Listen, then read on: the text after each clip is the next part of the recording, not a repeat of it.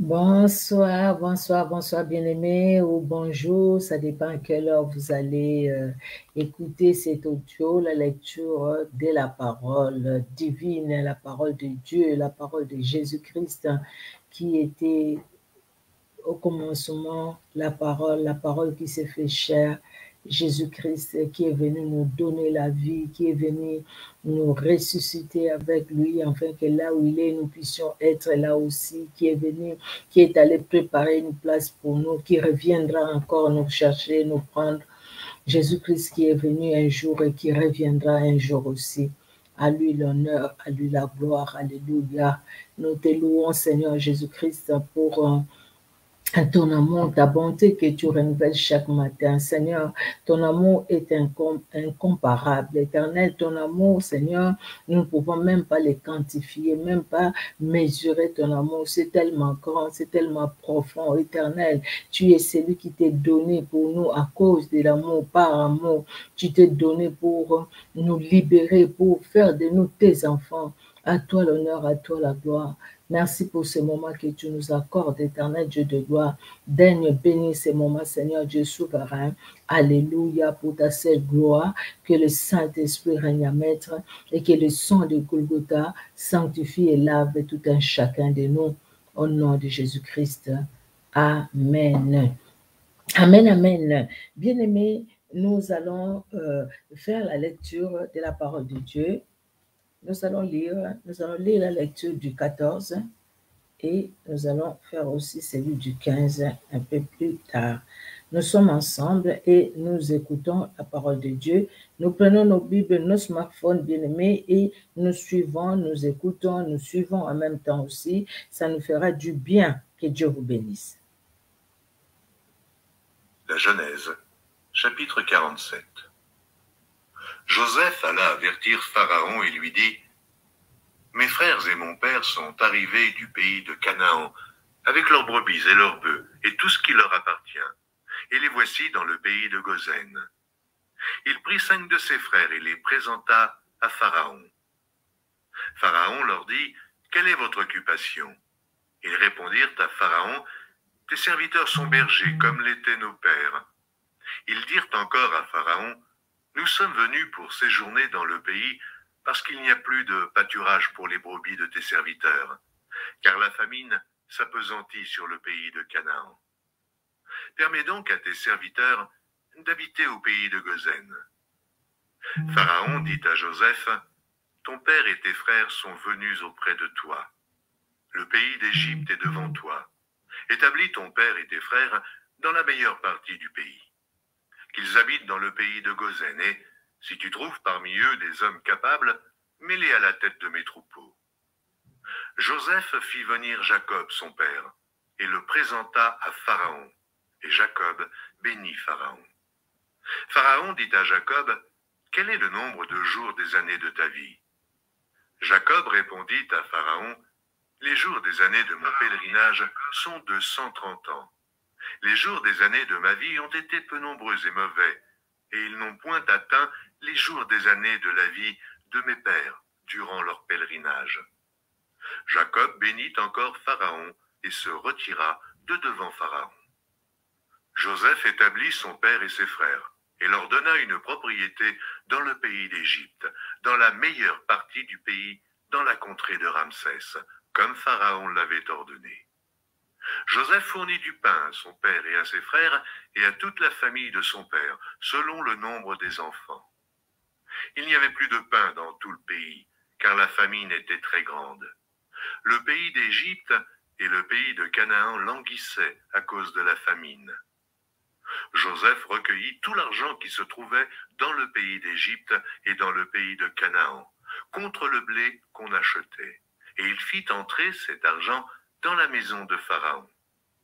Quand l'argent du pays d'Égypte et du pays de Canaan fut épuisé, tous les Égyptiens vinrent à Joseph en disant: Donne-nous du pain. Pourquoi mourrions-nous en ta présence? Car l'argent manque. Joseph dit: Donnez vos troupeaux et je vous donnerai du pain contre vos troupeaux, si l'argent manque. Ils amenèrent leurs troupeaux à Joseph, et Joseph leur donna du pain contre les chevaux. contre les troupeaux de brebis et de bœufs, et contre les ânes. Il leur fournit aussi du pain cette année-là, contre tous leurs troupeaux. Lorsque cette année fut écoulée, ils vinrent à Joseph l'année suivante et lui dirent: Nous ne cacherons point à mon Seigneur que l'argent est épuisé, et que les troupeaux de bétail ont été amenés à mon Seigneur. Il ne reste devant mon Seigneur que nos corps et nos terres. Pourquoi mourrions-nous sous tes yeux, nous et nos terres? Achète-nous avec nos terres contre du pain, et nous appartiendrons à mon Seigneur, nous et nos terres. Donne-nous de quoi semer, afin que nous vivions, et que nous ne mourrions pas, et que nos terres ne soient pas désolées. Joseph acheta toutes les terres de l'Égypte pour Pharaon, car les Égyptiens vendirent chacun leur champ, parce que la famine les pressait, et le pays devint la propriété de Pharaon. Il fit passer le peuple dans les villes d'un bout à l'autre des frontières de l'Égypte.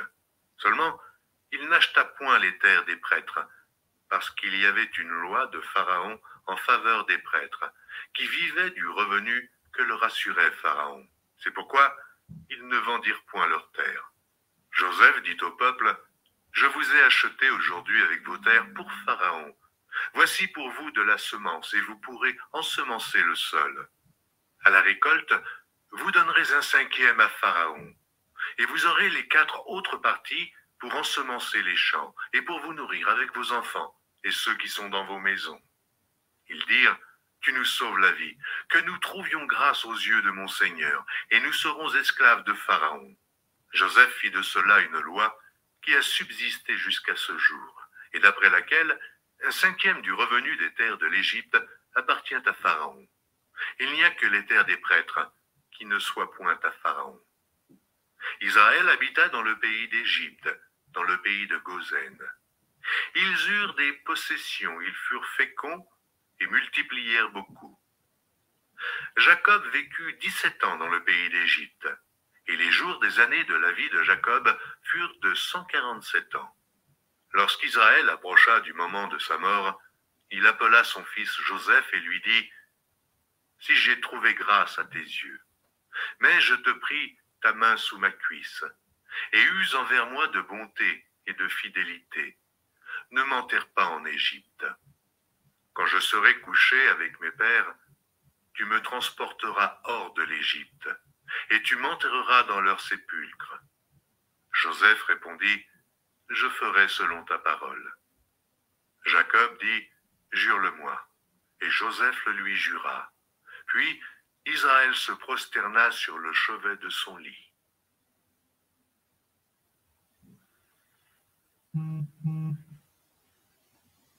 Le livre de Job, chapitre 13. Voici, mon œil a vu tout cela, mon oreille l'a entendu et y a pris garde. Ce que vous savez, je le sais aussi. Je ne vous suis point inférieur. Mais je veux parler au Tout-Puissant, je veux plaider ma cause devant Dieu, car vous n'imaginez que des faussetés, vous êtes tous des médecins de néant. Que n'avez-vous gardé le silence? Vous auriez passé pour avoir de la sagesse. Écoutez, je vous prie, ma défense, et soyez attentifs à la réplique de mes lèvres. Direz-vous en faveur de Dieu ce qui est injuste, et pour le soutenir, allégrez-vous des faussetés? Voulez-vous avoir égard à sa personne? Voulez-vous plaider pour Dieu? S'il vous sonde, vous approuvera-t-il, ou le tromperez-vous comme on trompe un homme? Certainement, il vous condamnera si vous n'agissez en secret que par égard pour sa personne. Sa majesté ne vous épouvantera-t-elle pas? Sa terreur ne tombera-t-elle pas sur vous? Vos sentences sont des sentences de cendre, vos retranchements sont des retranchements de boue. Taisez-vous, laissez-moi, je veux parler. Il m'en arrivera ce qu'il pourra. Pourquoi saisirais-je ma chair entre les dents? J'exposerai plutôt ma vie. Voici, il me tuera, je n'ai rien à espérer. Mais devant lui, je défendrai ma conduite.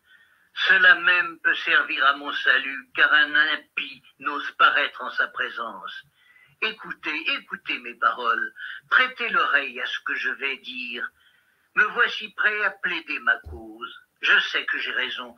Quelqu'un disputera-t-il contre moi? Alors je me tais, je veux mourir. Seulement, accorde-moi 2 choses, et je ne me cacherai pas loin de ta face. Retire ta main de dessus moi, et que tes terreurs ne me troublent plus. Puis appelle, et je répondrai. Ou si je parle, réponds-moi.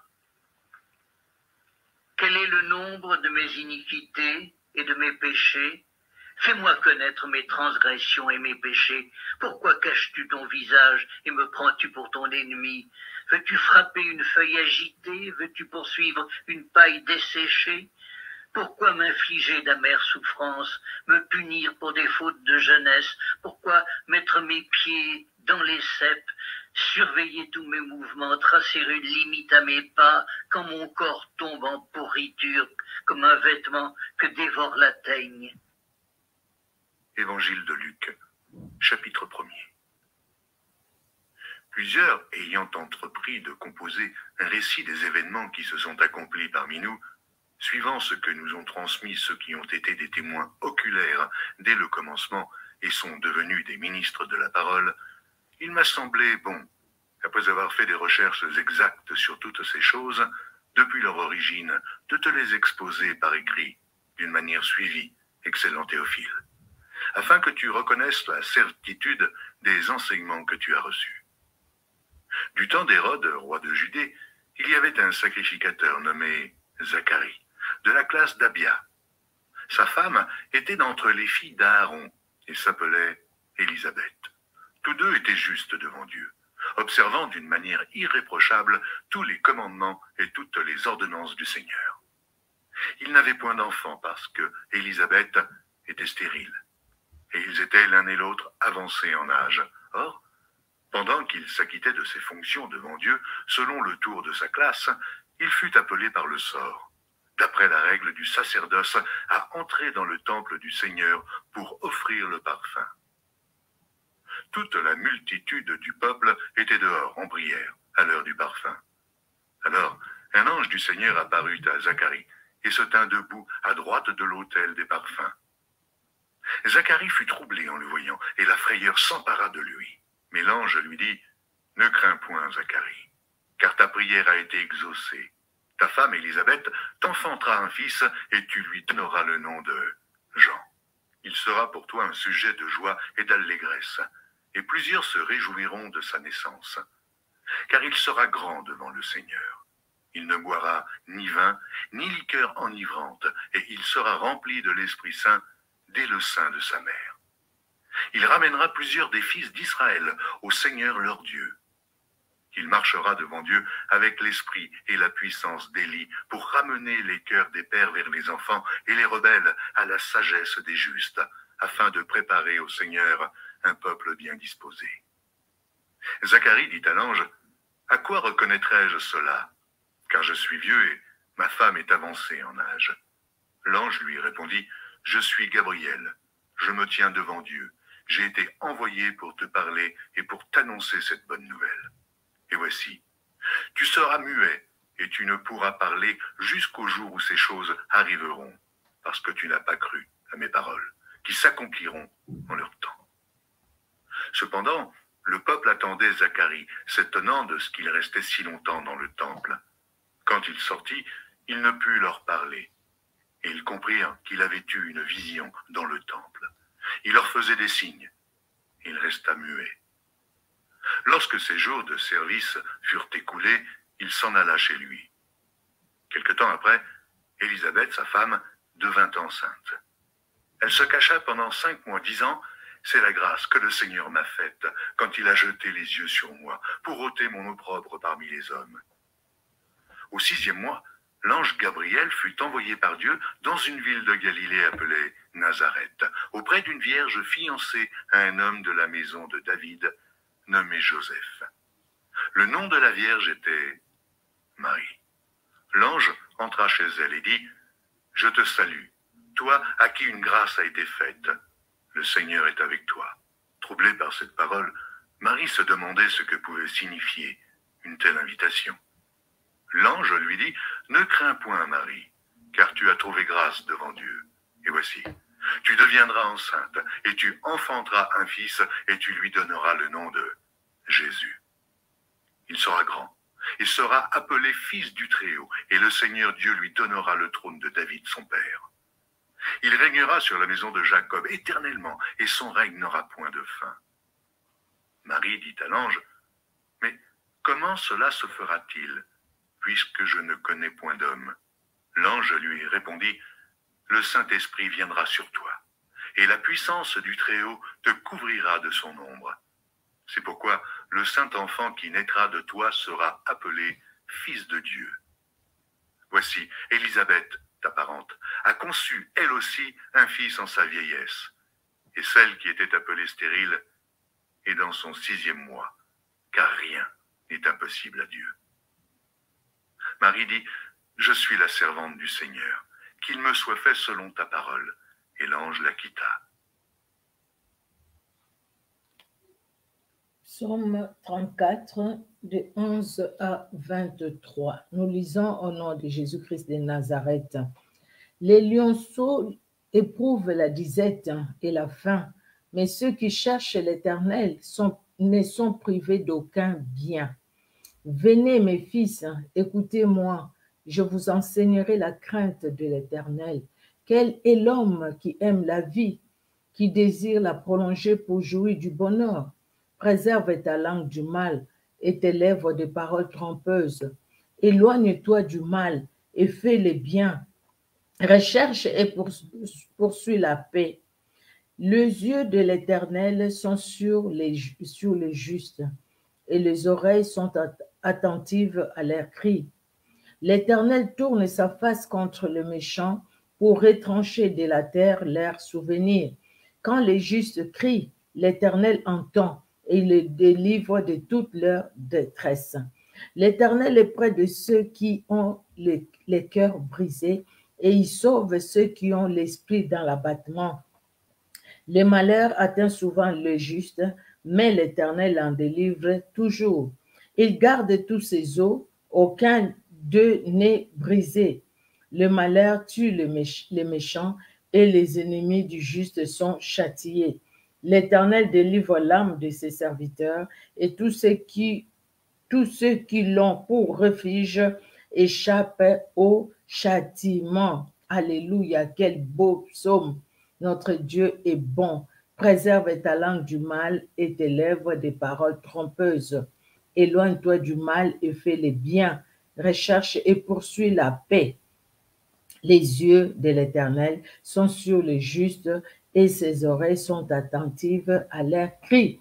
Nous sommes justifiés par le sang de Jésus. Nous sommes justes, ce n'est pas par nous-mêmes, mais parce que nous avons été justifiés par le sang de Jésus. Quand nous crions à l'Éternel, il entend nos cris. Le temps lui appartient.